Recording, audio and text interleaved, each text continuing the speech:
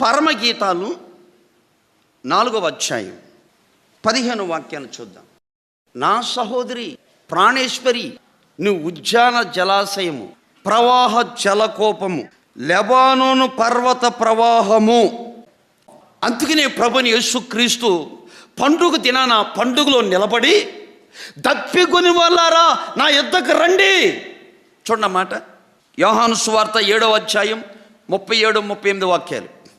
ఆ పండుగలలో మహాదినమైన అంత్యదినమున యేసు నిలిచి, ఎవడైనను దప్పికొన్న ఎడల నా యొద్దకు వచ్చి దప్పిక తీర్చుకొనవలెను, నా యందు విశ్వాసం ఉంచి వాడు ఎవడను లేఖనము చెప్పినట్లు వాని కడుపులో నుండి జీవజల నదులు పారును. కొడదామా చప్పట్లు. అంటే ఆ జలప్రవాహం ఏంటంటే దేవుని వాక్యం. అంటే ఏ వ్యక్తి అయితే హృదయంలోకి వాక్య ప్రవాహం వెళతాదో దప్పిక తీర్చబడతాది, దాహం తీర్చబడతాది. నిందలైనా, అవమానాలైనా, శ్రమలైనా, ఇబ్బందులైనా, ఇరుకులైనా, కరువైనా, ఖడ్గమైన, హింసైనా, ఏదైనా ఎంత మాత్రం అతనికి ఏ హానియో చెయ్యదు. జల ప్రవాహం అనగా దేవుని వాక్యం ప్రవాహం. అంటే సంఘములో ఉన్న వ్యక్తికి వాక్య ప్రవాహం తగలాలి. ఏదో ఆదివారం వచ్చాం పోయాం, ఏదో గురువారం వచ్చాం పోయాం, ఏదో కూటలకు వచ్చాం పోయాం అనకుండా ఉండాలి. అంటే అమ్మో, నేను ఆదివారం చర్చికి వెళ్తున్నాను, శనివారం చర్చికి వెళ్తున్నాను, ఉపవాస కూటానికి వెళ్తున్నాను, పరిశుద్ధాత్మ కూటానికి వెళ్తున్నాను, స్త్రీల కూటానికి వెళ్తున్నాను, సువార్త కూటానికి వెళ్తున్నాను, ప్రత్యేకమైన కూటానికి వెళ్తున్నాను. నేను అక్కడికి వెళ్ళినప్పుడు, ఆ దైవజనుడు నిలబడినప్పుడు వాక్యం అనే ప్రవాహం నా హృదయం నింపాలి. ఒక చిన్న విషయం చెప్తాను.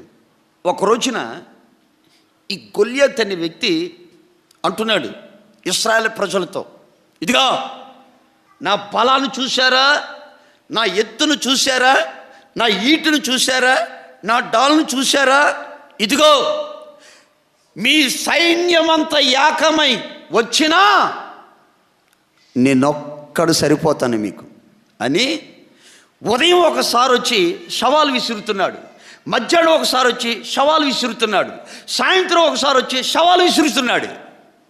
అక్కడక్కడ మన వాళ్ళు చూస్తూ ఉంటాం, తొడగొట్టి చేసేవాళ్ళని చూస్తూ ఉంటాం మనం అక్కడక్కడ. ఇలాగే విసురుతూ ఉన్నాడు. ఏమండి, సౌలు మూసుకేసుకుని గుడారంలోకి వెళ్ళిపోయాడు. ఇశ్రాయేలు ప్రజలందరూ భయపడుతున్నారు. అయితే దావీదు ఎక్కడికి వెళ్ళాడు తెలుసా? నదిలోకి వెళ్ళాడు. ఒక లోయ నదిలోకి వెళ్ళాడు. అందరూ అంటారు, ఒరేయ్ ఆ గొల్యాత్ గాడిని చంపుతానని మా అందరి ముందు మాట్లాడావు కదా, వాడేమో నోటుకొచ్చాడు ఎటువంటి పేలాపని పేలుతున్నాడు, నువ్వేంట్రా బాబు నదిలోకి వెళ్తున్నావు, నువ్వేంట్రా బాబు లోయలోకి వెళ్తున్నావు. అక్కడే ఉంది పరమ రహస్యం. ఆమేన్. ఆ నది దగ్గరికి వెళ్ళి, ఏమండి నది నీళ్లు కొడతా ఉంటుంటే అక్కడొక రాళ్ళు 7 రాళ్ళు అంట నున్నగా మార్చబడ్డాయి. ఏంటండి, నదీ ప్రవాహం కొడతా ఉంటుంటే ఆ రాళ్ళల్లో చాలా రాళ్ళు ఉన్నాయి. ఆ రాళ్ళల్లో 7 రాళ్ళు మాత్రం ఆ నదీ ప్రవాహం, ఆ వాక్య ప్రవాహం ఎప్పుడైతే తగులుతూ ఉందో ఆ రాళ్ళు నున్నగా మారినాయి. ఇప్పుడు దావీదు ఏం చేసాడు తెలుసా? ఆ రాళ్ళు తీసుకుని సంచులు వేసుకుని వెళ్తున్నాడు. అవతల నిలబడ్డ గొల్యాత్ అంటున్నాడు, ఏయ్ నీవు బాలుడివి, నీవు బలహీనుడివి. దావీదుని గొల్యాతు తన దేవతల పేరట శపిస్తూ నీ తలకాయ నరికి, నీ కాళ్ళు చేతులు నరికి, ముక్కు ముక్కలుగా చేసి ఆకాశ పక్షులకి విసిరివేస్తానని శపిస్తుంటే దావీదు అంటాడు, రేయ్ గొల్యాతు, నువ్వెన్ని తిట్టుకున్నా, నువ్వెన్ని శాపనార్థాలు పెట్టినా నాలో వాక్య ప్రవాహం ఉన్నది. నాలో వాక్య ప్రవాహం ఉన్నంత కాలం నీవు కాదా, నీ అన్నదమ్ములు ఎవ్వడ కూడా నన్ను ఏమీ చేయలేరు. ఫిలిష్తీయులందరూ నా మీదకి దండెత్తు వచ్చినా నన్ను మీరేమీ చేయలేరు అని ఆ ప్రవాహానికి నున్నగా మార్చబడ్డ ఒకే ఒక్క రాయి తీసుకుని దేవుని పేరట గిర్రగిర్ర తిప్పి విసిరితే ఆ వాక్యం వెళ్ళి నుసుటికి తగిలి కింద పడి చచ్చిపోయాడు దెబ్బకి. చూడండి, దావీదు ఏమైనా తిట్టాడా? దావీదు ఏమైనా కళ్ళెర చేశాడా?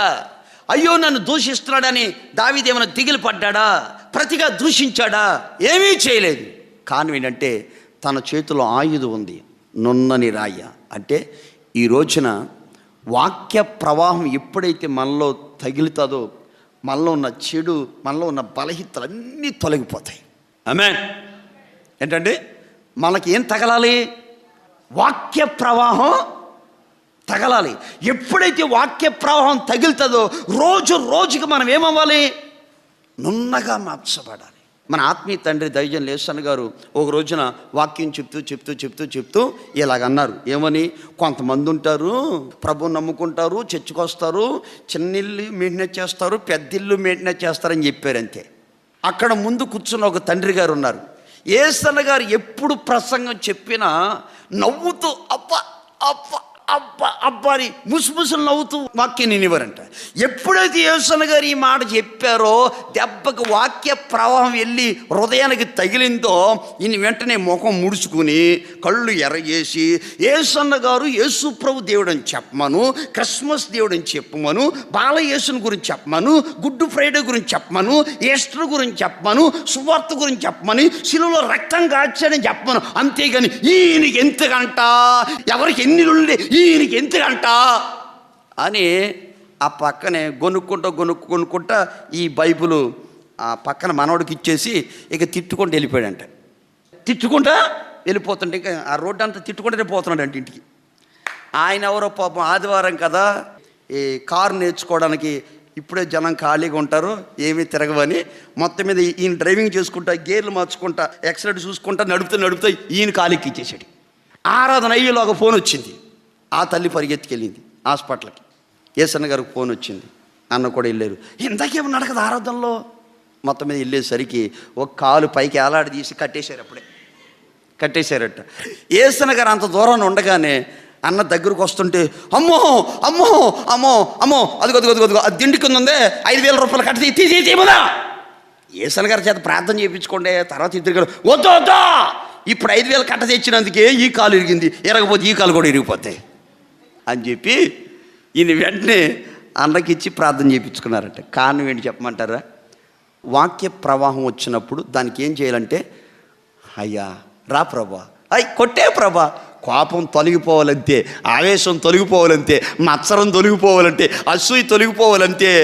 ప్రభా కడుగు ప్రభా, శుద్ధ సువర్ణగా మార్చు ప్రభా. ఆమేన్. అంటే వాక్య ప్రవాహం హృదయానికి తగలాలి. హృదయానికి తగలలేదనుకో, హృదయం అన్నిటికంటే మోసకరమైంది, బహు వ్యాధి కలిగింది. రేపొద్దున మోసకరమైన మనిషి, బహు వ్యాధి కలిగిన వాడిని దా బంగారం నా పక్కనే కూర్చుని భోంచెతికని అంటాడు ఆయన. కరోనా వచ్చిన 4 తుమ్ములు తుమ్మగానే అమ్మో, జబ్బుతో ఉన్నోడు పక్కనే కూర్చుని తిను నాకు పెట్టు, నువ్వు తిను నాకు పెట్టు అంటావు అన్నా. మరే హృదయం జబ్బుతో ఉంటే, హృదయం మలినంతో ఉంటే రేపొద్దున పరలోకల బంగారం కూర్చో అమ్మ, నీకు కోడిగుడ్డు కూర కావాలా, మాంసం కూర కావాలా, చికెన్ కావాలంటాడు ఆయన అండో.